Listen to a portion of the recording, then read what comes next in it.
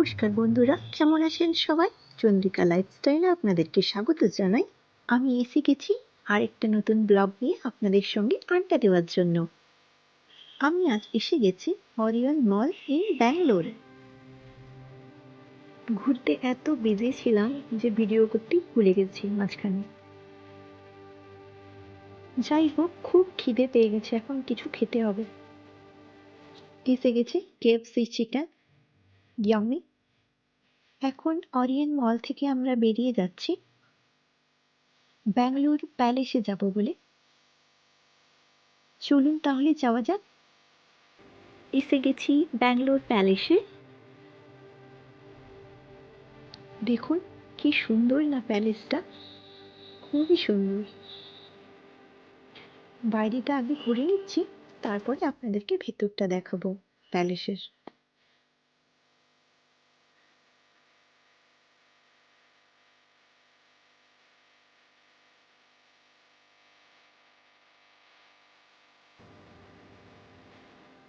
এসে গেছি প্যালেসের ভেতরে।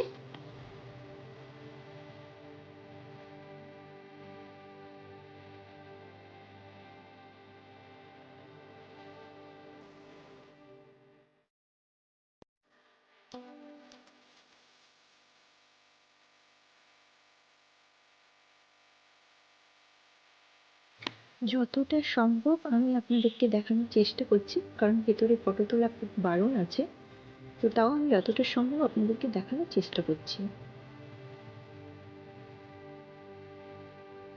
ভেতরটা কত সুন্দর, তাই না? সুন্দর তো হবেই, প্যালেস বলে কথা।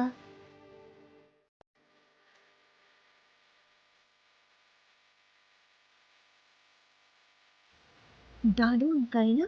খুবই সুন্দর। উফ, মন জুড়িয়ে যায় এরকম দৃশ্য দেখলে। এটা আমার ছেলে এদিক সেদিক শুধু ছুটোছুটি করছে।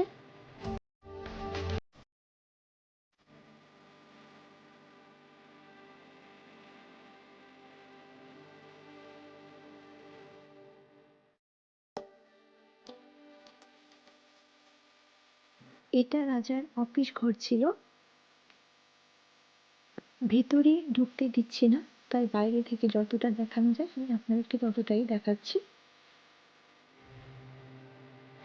এটা হচ্ছে প্যালেসের মধ্যে একটা বড় হল। যদি কেউ এখানে বিয়ে বাড়ি করতে চায়, মানে অনেকে থাকে তো যে প্যালেস বুক করে বিয়ে করবে, তো তাদের জন্য এই হলটা। আমি 2015-তে একটা বিয়ে বাড়িতে এখানে অ্যাটেন্ড করেছিলাম। ব্যাঙ্গালোর প্যালেসেই হয়েছিল বিয়েটা, অ্যাটেন্ড করেছিলাম।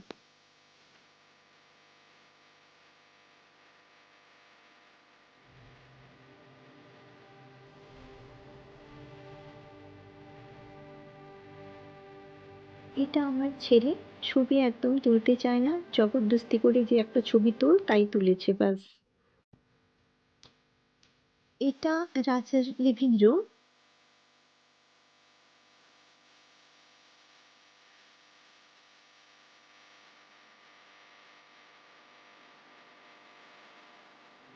না, অনেকক্ষণ ঘোরা হলো, এবার বাড়ি যেতে হবে।